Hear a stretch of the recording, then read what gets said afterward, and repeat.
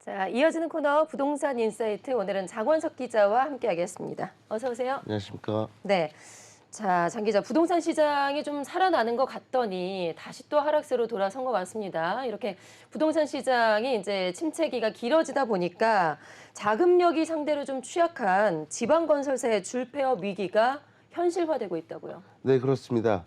정부의 부동산 규제 완화 이후 대래 지방 주택 시장 침체의 골이 깊어지고 있어 문을 닫는 지방 건설사들이 많이 늘어날 것으로 보입니다.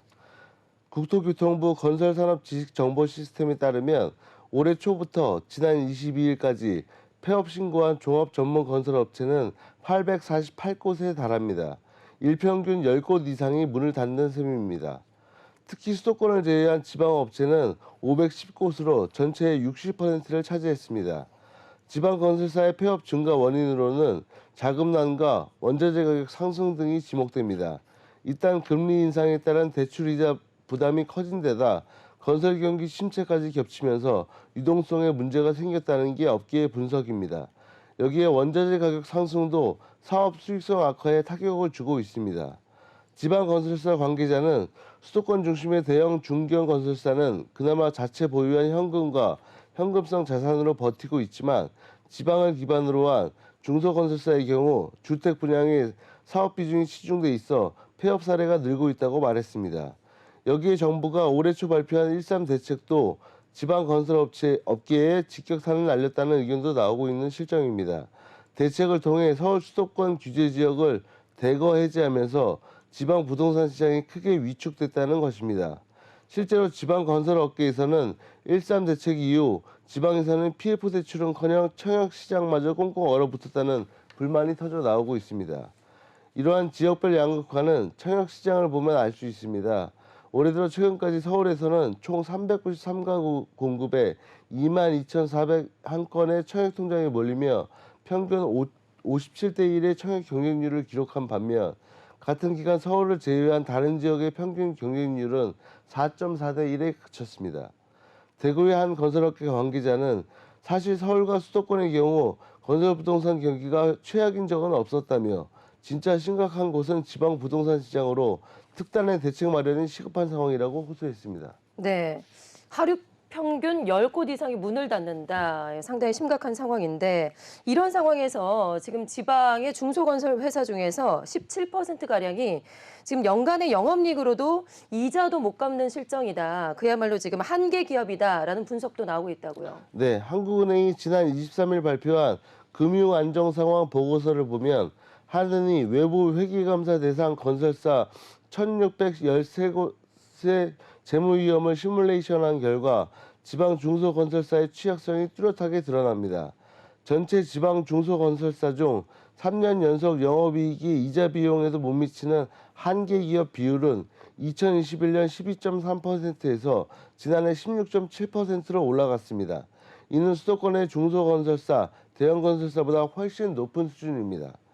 지방 중소건설사 가운데 1년 뒤 부도가 날 확률이 5%를 넘는 부실 위험 기업 비중도 2021년 11.4%에서 지난해 12.8%로 늘었습니다. 서울 수도권 지역 중소건설사의 건설사와 대형 건설사는 이 비율이 각각 11.1%와 5.5%에 그쳤습니다. 이 중 상장 건설사 3곳은 PF 채무 보증액이 자기 자본의 무려 200%를 초과했습니다. 8곳은 자기 자본 대비 PF 채무 보증액 비율이 100에서 200%, 21곳은 100% 미만이었습니다. 한은 관계자는 재무제표상 재무 비율로 평가한 부실 위험이 이미 5%를 초과한 기업은 물론 PF 재무 보증 제공 규모가 큰 건설기업과 이들이 시공 보증한 PF 사업장에 대한 미시적 모니터링을 강화할 필요가 있다고 말했습니다. 네. 자, 두 번째 이슈도 짚어보겠습니다. 그 주택 분양권의 전매 제한 완화 시기를 정부에서 이제 공개를 하기로 했는데 예상보다 좀 미뤄졌습니다. 장 기자, 당초 예상보다 지금 일주일 뒤로 좀 미뤄진 상황이라고요. 네, 그렇습니다. 당초 국토부는 국무회의를 거쳐 이달 안으로 개정안을 공포 시행한다는 계획이었으나 국무회의 상정이 다음 달 4일로 일주일 미뤄졌습니다. 국토교통부에 따르면 이날 오전 열린 국무회의에 분양권 전매 제한 완화를 골자로 한 주택법 시행령 개정안이 상정되지 않았습니다. 전매 제한 완화 시행이 미뤄진 것은 수도권 분양가 상한제 주택에 부과한 2에서 5년의 실거주 의무를 전면 폐지하는 내용을 담은 주택법 개정안이 첫 국회 심사를 앞두고 있기 때문입니다. 계류돼 있던 이 법안은 오는 30일 열리는 국회 국토교통위원회 국토법안심사소위원회에서 첫 심사를 받습니다. 국토부 관계자는 전매 제한 완화는 실거주 의무 폐지와 연관이 있기 때문에 먼저 국회에서 추가적인 논의 협의를 거친 후 시행하는 게 낫겠다는 판단이 있었다고 설명했습니다. 이에 따라 전매 제한 완화는 다음 주 시행될 것으로 전망됩니다. 네. 자, 장 기자, 그렇다면 개정안이 시행되면 어떻게 좀 바뀌게 될까요? 네, 개정안이 시행되면 수도권에서 최대 10년의 전매 제한 기간이 최대 3년으로 대폭 줄어듭니다. 전매 제한이 수도권 공공택지 및 규제 지역은 3년, 서울 전역이 포함되는 과밀 억제 권역은 1년, 그 외 지역은 6개월로 완화됩니다. 비수도권 공공택지는 1년, 광역시 도시 지역은 6개월로 완화되고 그 외 지역은 폐지됩니다. 시행령 개정 이전 이미 분양을 마친 아파트에도 소급 적용됩니다. 규제 지역인 서울 강남 3구와 용산에서 아파트를 분양받더라도 3년 이후엔 팔 수 있게 되는 것입니다. 정부는 전매 제한 완화 마찬가지로 실거주 의무 폐지를 소급 적용했다고 밝혔기 때문에 주택법 개정안이 국회를 통과하면 둔촌주공의 경우 실거주 기간이 2년 의무가 사라지게 됩니다. 네. 자, 다음 이슈 짚어보겠습니다. 곳곳에서 공사비 증액 문제가 상당히 커지고 있습니다. 그러다 보니까 서울시에서 이번에 대책을 내놨는데요. 정비사업 도중에 공사비 과다 증액으로 인한 조합 시공자 간의 분쟁을 차단을 하고 공공지원을 강화하는 대책을 내놨습니다. 자, 어떤 대책 내용인지 좀 자세하게 알아볼까요? 네, 서울시가 최근 금리, 자재값, 인건비 등이 급격하게 오르면서 공사비 증액 조정 과정에서 조합과 시공자 간 분쟁이 잇따르고 있는 가운데 심한 경우에는 시공자가 준공 후 입주를 막는 사태까지 벌어지는 등 갈등이 심화되고 있어 적극적으로 진화에 나서기로 했습니다. 이번 공사계약 종합관리 방안은 정비사업 조합 정관 개정, 정비사업 공사표준 계약서 개정, 증액 예상사업장 사전협의 유도, 공사비 증액 사유 발생 신고제 등 4개 부문에서 시행됩니다. 먼저 공사비 분쟁의 가장 큰 원인으로 손꼽히는 공사비 변경 계약 및 관리처분 계획 변경인가를 위한 공사비 검증을 입주 예정 시기 1년 전까지 착수하도록 행정지도를 통해 조합 정관 개정을 유도할 방침입니다. 정비사업 공사 표준계약서도 개정합니다. 조합과 시공자 간 계약 내용이 근간이 되는 정비사업 공사 표준계약서를 개정해 공사비 증액 사유가 생겼을 때는 한국부동산원, SH공사 등에서 공사비 검증을 받고 검증 결과를 반드시 반영하도록 의무 규정을 게재하기로 했습니다. 네. 자, 그리고 장 기자, 서울시에서 시공자가 선정된 정비사업장에 대해서 실태 전수조사에 나선다고도 밝혔죠. 예, 아울러 시는 현재 시공자가 선정된 정비사업장에 대한 실태 전수조사에 나서 향후 공사비 증액으로 분쟁이 예상되는 사업장은 공사비 검증 등 공사비 증액 관련 사전 협의를 유도할 방침이며 필요시 전문가로 구성된 정비사업 코디네이터도 파견합니다. 공사비 분쟁으로 공사가 중단되는 현장은 아파트 품질 및 안전관리를 위해 주택법 제48조 3에 따른 품질점검단을 파견, 공사장 관리상 미흡한 점이 발견되는 경우에는 시공자에게 적절한 행정조치도 병행할 계획입니다. 한편 서울시는 시공자의 공사비 증액 요구권을 강화하면서도 장기적으로는 정당한 사유 없이 입주를 거부하거나 방해하는 등 과도한 권한 행사를 견제하기 위한 법 개정안도 발의할 예정입니다. 이에 따라 시공자가 합법적 권리 행사를 넘어서는 경우에는 벌점을 부여, 누적된 벌점에 따라 벌칙, 과태료와 정비사업 입찰 제한 등 강력한 페널티를 줄 수 있도록 할 방침입니다. 한병영 서울시 주택정책실장은 조합과 시공자 간 갈등으로 인한 피해는 결국 시민에게 돌아가므로 앞으로 공사계약 관리와 분쟁 조정에 적극적으로 나설 것이라고 말했습니다. 네, 부동산 다음 이슈로 넘어가 보겠습니다. 최근에 미분양이 상당히 급증하다 보니까 여러 가지 요구들이 빗발치고 있습니다. 그중에서도 건설업체들이 공공기관의 미분양 주택을 매입한 후에 공공임대로 활용하는 요구가 계속될 것으로 보이는데요. 그런데 지금 정부 정치권에서 공공기관 부채 감축의 요구도 또 잇따라 나오고 있습니다. 자, 장 기자. 자, 그렇다면 이제 재원을 어떻게 조달할 것이냐, 이 문제가 또 이슈가 불거질 것이라고요. 네, 맞습니다. 건설사는 미분양 주택을 매입하기를 원하는데 LH는 부채 감축을 요구받고 있어 난감한 상황입니다. 예. 실제로 한국토지주택공사 토지주택연구원은 최근 보고서에서 올 들어 미분양 증가 속도를 감안해 5에서 6월 주택 건설과 자금시장 위기가 고조될 것이라고 진단했습니다. 동시에 연구원은 올 상반기 LH의 미분양 매입에 대한 정부와 시장의 요구가 커질 것이라고 전망했습니다. 토지주택연구원은 미분양 주택과 프로젝트 파이낸싱 현황 분석을 통해 현재 주택시장 상황과 미분양 증가 속도를 고려할 때 올 상반기 LH의 미분양 매입 역할에 대한 정부와 시장의 요구가 강해질 것이라면서 미분양 증가 시 우선 매입 대상은 비수도권의 준공후 미분양이 될 가능성이 크다고 전망했습니다. 국토교통부에 따르면 올해 1월 기준 전국 미분양 주택은 7만 5,359가구로 정부가 판단한 위험 기준 6만 2천 가구를 이미 넘어섰습니다. 원희룡 국토부 장관은 미분양 10만 가구가 예상된다고 말하기도 했습니다. 연구원은 매입 후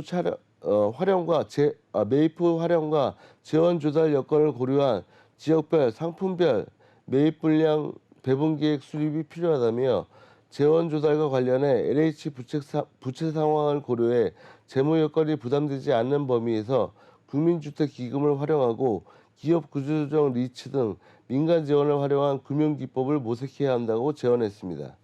국민주택기금은 세대당 85제곱미터 이하로 규정된 국민주택 건설을 지원할 목적으로 마련된 기금입니다.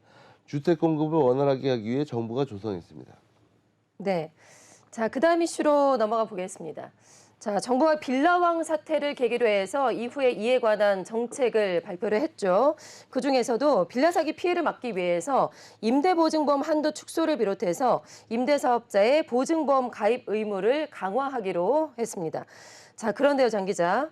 이런 보증보험의 기준이 되는 공시지가가 지금 하락해서 임대사업자들이 직격탄을 맞고 있다고요. 네, 전국 빌라 임대사업자들이 전세 보증금을 돌려줄 수 있게 하거나 집을 팔 수 있게 퇴로를 열어달라고 호소하고 있습니다.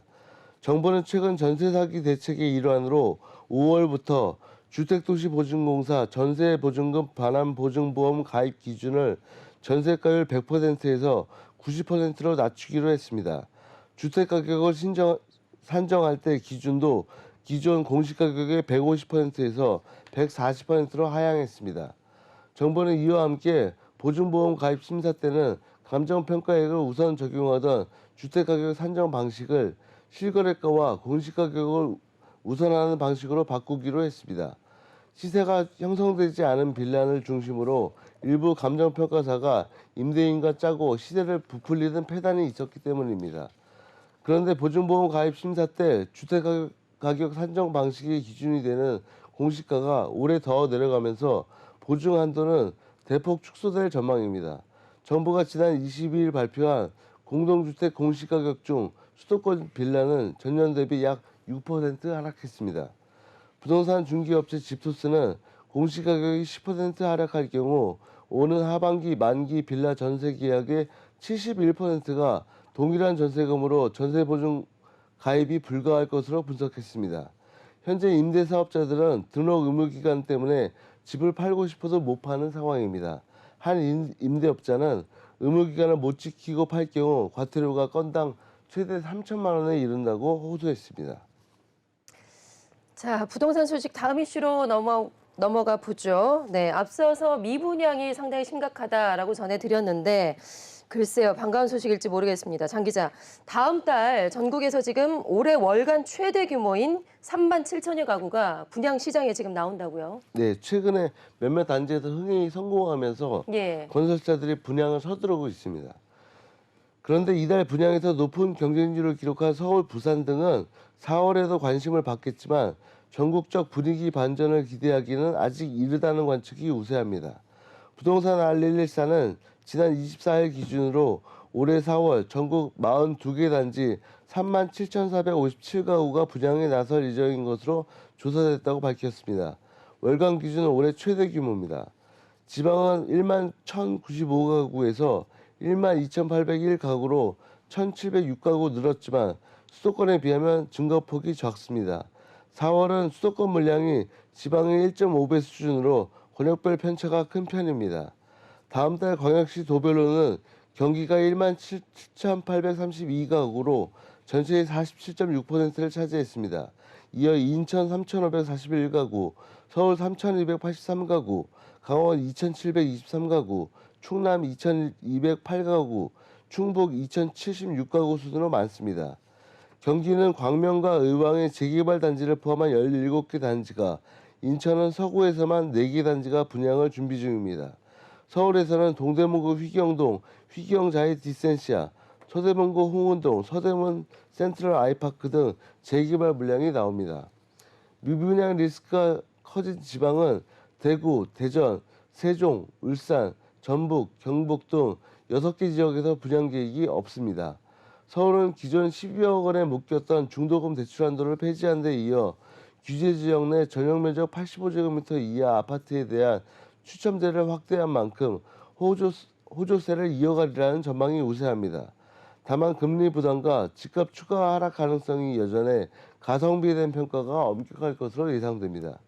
여경희 부동산 알릴리사 수석연구원은 규제 완화에 따른 주택 매수 심리 회복과 봄 성수기가 맞물려 올해 월간 최다 물량이 4월에 공급될 예정이라며 청약시장 회복세가 서울을 비롯한 일부 지역으로 제한된 만큼 예정 물량이 전부 실적으로 이어질 수 있을지는 미지수라고 전망했습니다. 네, 그러니까 미분양이 상당히 심각한 상황에서 최대 물량이 나온다고 하니까 한편으로 좀 걱정스럽기도 합니다. 자, 그다음 이슈 짚어보겠습니다. 여러 가지 부동산 지표들이 일단은 살아나고는 있습니다. 하지만 시장의 회복 기대감이 커지고는 있는데 장 기자, 매수 심리는 여전히 아직도 겨울인 것 같습니다. 실제로 어떨까요? 네, 서울 부동산 정보광장에 따르면 2월 서울 아파트 매매 거래량은 2,448건을 기록했습니다.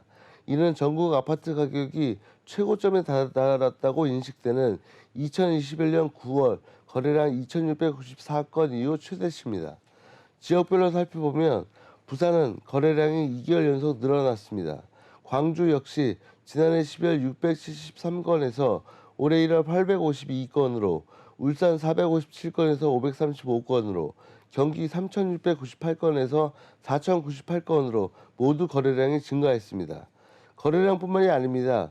분양시장의 전반적인 지표를 나타내는 아파트 분양 전망지수도 회복세입니다. 주택산업연구원 조사 결과 3월 전국 분양 전망지수는 73.6으로 2월보다 2.5포인트 상승했습니다. 금리 인상 여파로 지난해 10월 35.7까지 떨어진 지방 분양 전망지수도 5개월 연속 상승세를 이어가며 올해 3월 74까지 올랐습니다. 권일 부동산 인포 리서치 팀장은 정부의 연이은 규제 완화 효과로 부동산 시장 전반의 회복 조짐이 나타나고 있다며 청약에 나서는 이들도 증가할 것으로 보인다고 말했습니다. 다만 매수 심리는 여전히 위축돼 있습니다. KB부동산의 월간 통계를 살펴보면 최근 6개월간 매수 우위 지수는 17.3에서 21.9 사이에 형성돼 현재 아파트 매수를 원하는 수요자가 거의 없음으로 나타났습니다. 전문가들은 정부가 지난해 말부터 금융 규제와 세금 규제를 완화하는 등 정책 효과들에 힘입어 거래량이 점차 정상 궤도에 진입할 가능성이 높아 보인다고 설명합니다. 그러나 여전히 절대적인 거래량이 부족하고 해소되지 못한 급매물도 시장에 쌓여 있는 만큼 하락 관점이 더 유효해 보인다고 보고 있습니다. 네. 자, 부동산 인사이트 마지막 소식 알아보겠습니다. 저희가 지금 생방송으로 진행되고 있는 MBN 스튜디오가 양재역 사거리에 위치해 있는데요. 이 양재역 일대가 앞으로 광역교통의 거점으로 탈바꿈한다고 합니다. 자, 장 기자, 어떻게 좀 바뀌게 될까요? 네, 서울시는 다음 달 초 양재 GTX 환승 거점 통합개발 마스터 플랜 수립 용역에 착수해 내년 상반기 완료할 계획입니다. 2030 서울 생활권 계획을 통해 양재역 중심지구로 지정된 양재역 일대는 서구 복합청사, GTX 신호선, 환승센터 등이 건설될 예정으로 대대적인 변화를 앞두고 있습니다. 시는 이번 용역을 통해 양재역 일대 공공청사, 문화시설, 환승주차장 등 핵심 거점 시설의 통합 연계 개발 방안을 마련한다는 방침입니다. 특히 20년이 넘은 양재역 환승주차장은 민간 운영이 2026년 종료되는 점을 고려해 주변 시설과 연계한 고도화 등 효율적 운영 방안을 검토합니다. 아울러 양재 중심부에 위치한 입지적 특성을 고려해 환승센터 등 주요 교통시설을 연결하는 입체 복합 개발 가이드라인을 세울 예정입니다. 시는 이번 용역을 통해 2015년부터 추진됐으나 진전이 더딘 서초구 복합청사 개발이 다시 활기를 띨 것으로 기대하고 있습니다. 새로 지어질 서초구 복합청사는 지역 활성화의 거점이자 컴팩트 시티를 실현하는 공공청사의 선도적 개발 모델로 개발합니다.